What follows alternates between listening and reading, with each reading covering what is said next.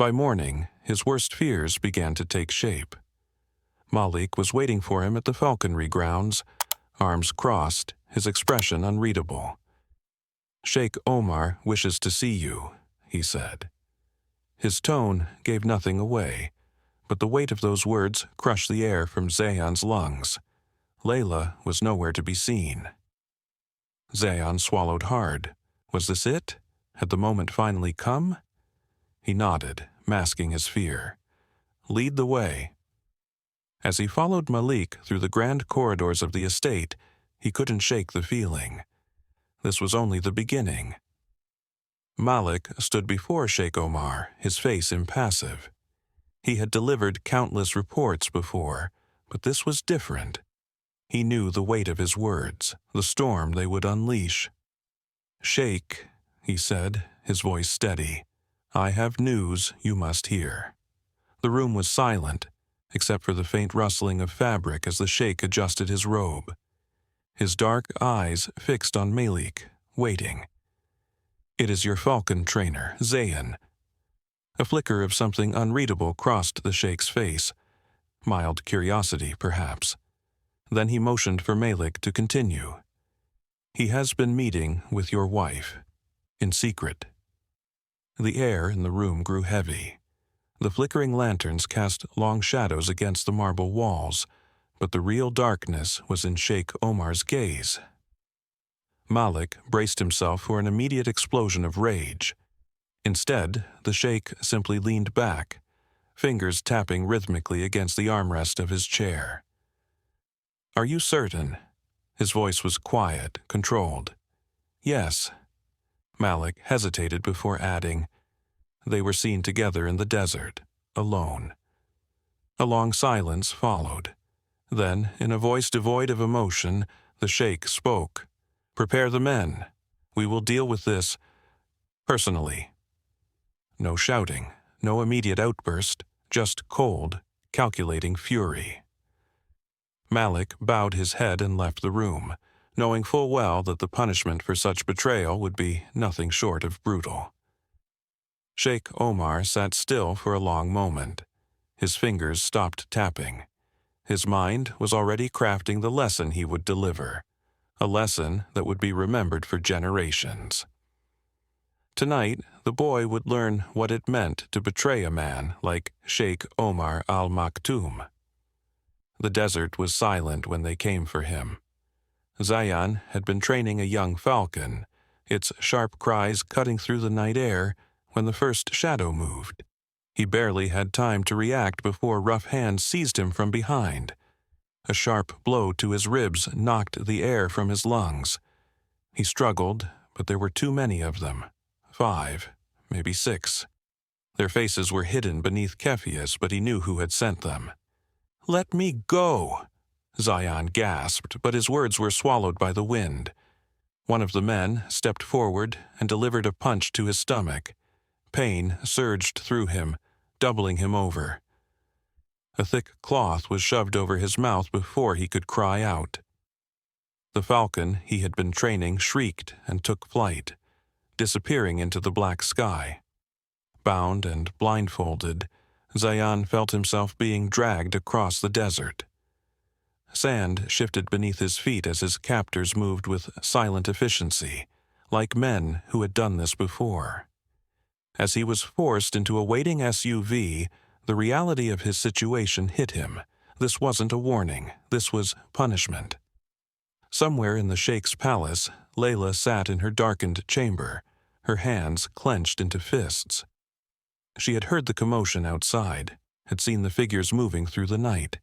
Her heart pounded as she rushed to the window, but the courtyard below was empty now. Zayan was gone. Terror clawed at her chest. She wanted to scream, to fight, to run to the sheikh himself and beg for mercy, but she knew there would be none. Not for Zayan, and not for her. Zayan's head throbbed as the SUV sped across the desert.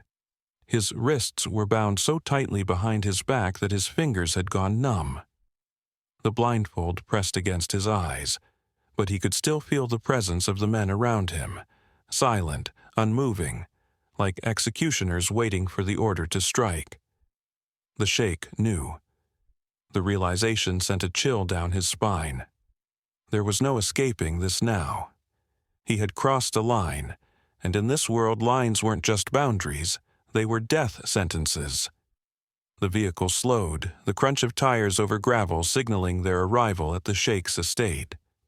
The doors swung open, and rough hands yanked him out.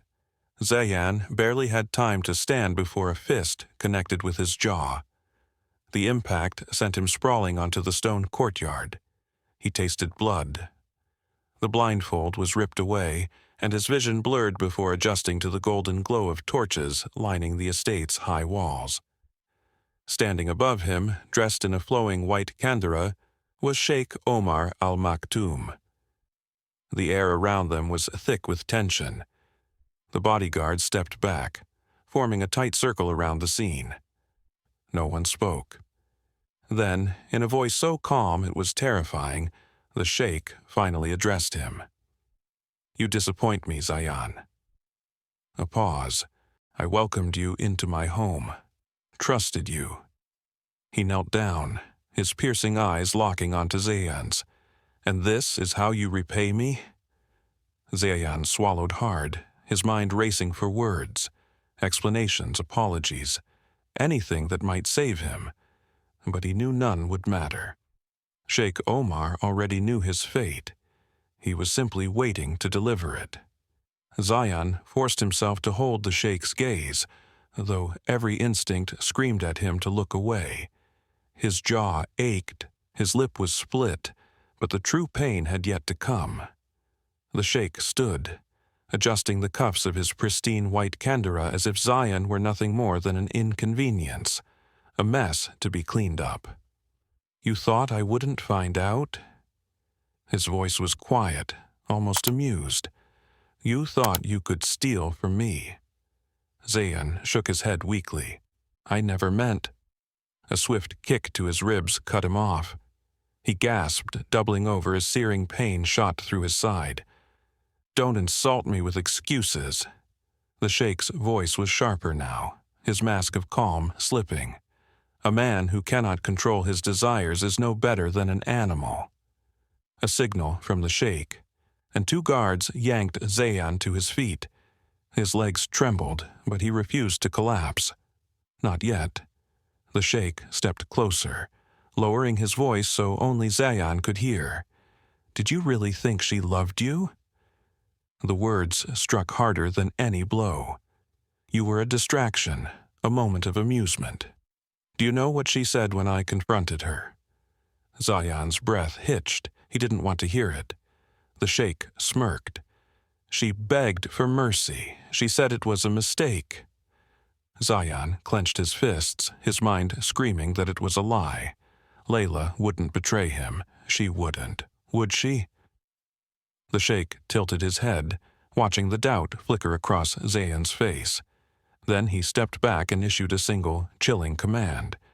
"Take him away." The guards dragged Zayan into the darkness. The punishment had only just begun. The arena was silent, save for the distant sound of the wind whipping through the dunes. Zayan stood in the center, his body aching, his wrists still raw from the ropes that had bound him. The sand beneath his feet was cool now, but he knew it would soon be stained with sweat and blood. On the opposite side of the arena, 3 men stepped forward, elite falconers, handpicked by the Sheikh. Their birds, fierce and battle-hardened, perched on their gloved hands, their beaks gleaming under the moonlight. A cold voice broke the silence.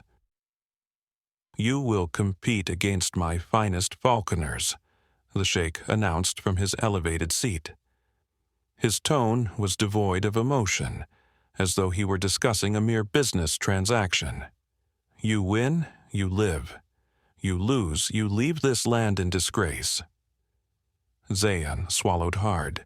He had spent his life training falcons, but never under such high stakes. This wasn't just a test of skill. It was a spectacle of power. A cruel game orchestrated for the Sheikh's amusement. His gaze flickered to the balcony above, where Layla stood, her hands clenched around the railing. Even in the dim light, he could see the fear in her eyes. A servant approached him, holding out a falcon. The bird shifted on its perch, restless, sensing the tension in the air. Zayan extended his arm, and the falcon hopped onto his glove, its sharp talons digging into the leather. The sheikh raised a hand, signaling the start of the duel. 3 falconers released their birds at once, the air exploding with movement as the raptors took flight. Zayan inhaled sharply. This was it. Everything, his fate, his future, came down to this single moment. The night air was thick with tension as the falcons soared into the sky, their wings slicing through the darkness like silent blades. Zayan's heart pounded. His opponent's birds were bred for dominance, trained by men who had served the sheikh for years. But Zayan knew something they didn't. He understood falcons not as tools of prestige, but as creatures of instinct and trust. His father had taught him that the strongest bond between man and bird wasn't forged through force, but through respect. His falcon, a sleek peregrine, hesitated for only a moment before responding to his silent cue. With a sharp cry, it locked onto its target, a desert hare released onto the field for the hunt. The other birds dove immediately, their talons outstretched, but Zayan's falcon held back. Timing, precision, control. The opposing falconers barked commands, urging their birds to strike. 2 of them clashed midair in their desperation to claim the prize, their wings flaring as they tumbled downward. Zayan remained still. He could feel Layla's gaze burning into him from above. Her breath held as if she too was tethered to the outcome of this match. Then, in an instant, he flicked his wrist. His falcon folded its wings and plummeted like a stone. Faster, sharper, more decisive than any of the others. It bypassed the confusion and struck the hare cleanly, seizing it in its deadly grip. The competition was over before the others could react. Silence fell over the arena. Zayan lifted his arm, and his falcon returned, its prey secured. The sight of it sent a ripple through the crowd, a murmur of disbelief. He had won. For the first time that night, he allowed himself to look toward the sheikh. Sheikh Layla Al-Maktoum was unreadable, his expression carved from stone. But his silence spoke louder than words. Winning was never the real test. And now, Zayan realized, his fate was still in the sheikh's hands. The crowd's murmurs grew louder, shifting from shock to hushed anticipation. The rules had been clear. Whoever won the falconry duel would earn his place. Yet, as Zayan stood victorious, an eerie stillness settled over the arena. Sheikh Layla Al-Maktoum remained seated, his expression unreadable. Then, with an almost lazy motion, he raised his hand, a single snap of his fingers. The guards moved instantly. Zayan barely had time to react before rough hands seized his arms. He struggled, but the grip was ironclad. The triumphant moment shattered, replaced by the crushing realization. This was never about falconry. Layla's voice cut through the silence. "This wasn't the deal," she called out, her voice steady despite the tremor in it. She stood from her place among the onlookers, her veil slightly slipping, revealing dark eyes blazing with fury. The sheikh turned his head, regarding her with a look of almost amused patience. "The deal?" His voice was soft, dangerous. "You speak of deals, my wife, as though you were a part of this." Layla stepped forward, her pulse hammering in her ears. "He won. That was the challenge. You said—" "I said," the sheikh interrupted, his tone hardening, "that he would compete. I never promised his freedom." The weight of his words sank in like a blade. Zayan twisted against his captors, his chest heaving with anger. "I honored your challenge," he spat. "What kind of man punishes victory?" The sheikh's lips curved into a slow smile, but it held no warmth. A man who does not tolerate betrayal. He rose to his feet, his robes flowing like liquid gold under the arena's lights. You will leave Dubai tonight, Zayan Khan, and you will never return. Layla clenched her fists. And if he does? The Sheikh turned to her fully now, his gaze locking onto hers with quiet menace. Then his punishment will not be so merciful. A death sentence without the need for words. The guards began dragging Zayan away, his voice lost beneath the roar of blood in Layla's ears. This wasn't over. Not yet. Layla stood frozen as the guards hauled Zayan away, her mind racing. She had known Sheikh Omar was ruthless, but this was beyond cruelty. She turned sharply, stepping forward with defiant purpose. You can't do this, she hissed under her breath, keeping her voice low enough that only the Sheikh could hear. He is innocent. The Sheikh exhaled slowly, turning to face her fully. His dark eyes flickered with something unreadable. Disappointment. Amusement. It was impossible to tell. Innocent? He repeated, almost as if testing the word. He leaned in slightly, his voice barely above a whisper. No man who touches what belongs to me is innocent. Layla's stomach twisted. I am not a possession. The Sheikh chuckled, a cold, condescending sound. You were raised in a world that taught you otherwise. She felt her pulse hammering in her throat, but she refused to look away. This isn't about honor, it's about power.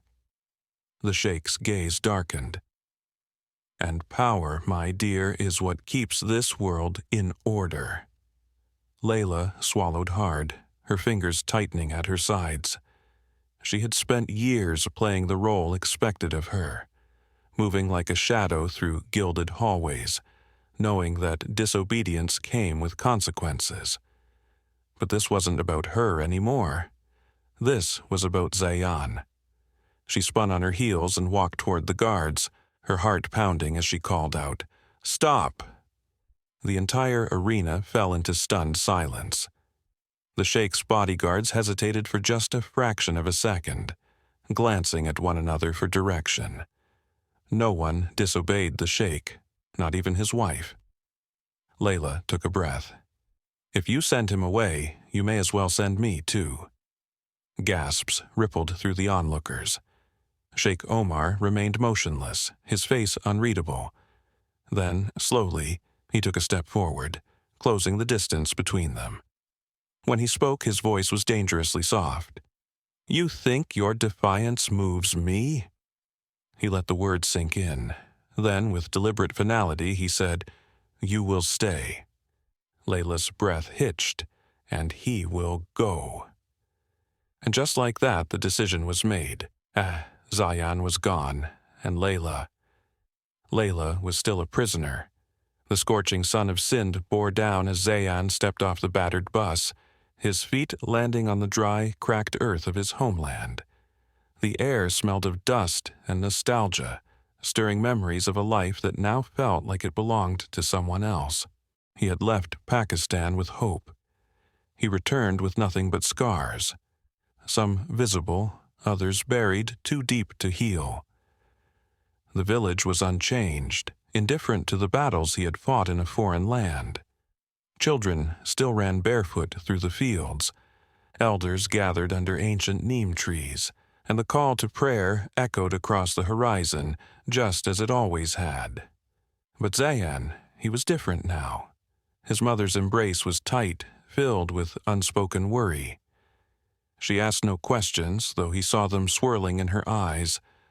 The shame of exile, the weight of his choices, he knew the village would whisper. But what haunted him most was what he had left behind. Layla. Some nights he awoke gasping, reaching for her in the darkness, only to be met with emptiness. He imagined her in that vast golden palace, staring out over the desert, trapped in a life she never chose. Did she think of him too? Did she regret what they had risked? He had no answers, only a single letter hidden in the folds of his bag. Her handwriting was elegant, yet the ink bore the pressure of hurried, desperate strokes. I tried, Zayan, I fought, but some battles cannot be won. Her words cut deeper than any wound. He read the letter every night, and every morning he folded it carefully and placed it back, as if preserving it could somehow preserve her. Zayan should have moved on, rebuilt his life, focused on the future. But how did one forget a love that had burned so brightly, even if only for a fleeting moment? He had no choice but to try. Days turned into weeks, and weeks into months. Zayan threw himself into work, trying to lose himself in the rhythm of falconry. The birds, at least, did not judge him. They did not whisper about his disgrace or remind him of the world he had left behind. Yet, even in their fierce independence, he saw reflections of himself. Caged birds never forgot what it felt like to fly. One evening, as he stood by the riverbank watching the sunset paint the sky in hues of gold and crimson, he felt the weight of everything settle on his chest. He had trained falcons for men who used them as symbols of power, yet here in his homeland, the birds soared free. Was this what Layla felt? Trapped behind gilded walls watching a world she could never truly touch? In Dubai, rumors traveled like desert winds. Word eventually reached him, whispers of Layla's growing defiance. She had stopped wearing the elaborate jewelry gifted by her husband. She no longer attended lavish gatherings. On the rare occasions she did, she refused to speak unless spoken to. Small rebellions, silent acts of resistance, but no one spoke of an escape. Sheikh Omar's control was absolute, and Zayan knew that as long as she remained in that palace, she would never truly be free. In Dubai, Layla remained a prisoner in all but name. The palace was still beautiful, still adorned with luxuries most could only dream of. But to her it was nothing more than a cage lined with silk and gold. She often found herself in the Falconry courtyard, standing where Zayan once had. She could still hear his voice in the wind, whispering stories of freedom. And in the dead of night, when the world was silent, she would write. Letters she could never send, words that would never reach him. But she wrote anyway, until one evening, when a falcon returned to the palace with a message tied to its leg. She recognized the handwriting immediately. One day, even the strongest cage will break. Her fingers trembled as she clutched the small note to her chest. It wasn't a promise. It wasn't a declaration. It was a reminder. No cage lasted forever, not even hers. And somewhere, beyond the palace walls, beyond the desert and the miles of ocean, there was someone who still believed she could be free. Do you think Layla will ever escape her gilded prison? Or is she destined to remain trapped in the world of power and control? Let us know in the comments below. And don't forget to like, subscribe, and turn on notifications for more true crime stories.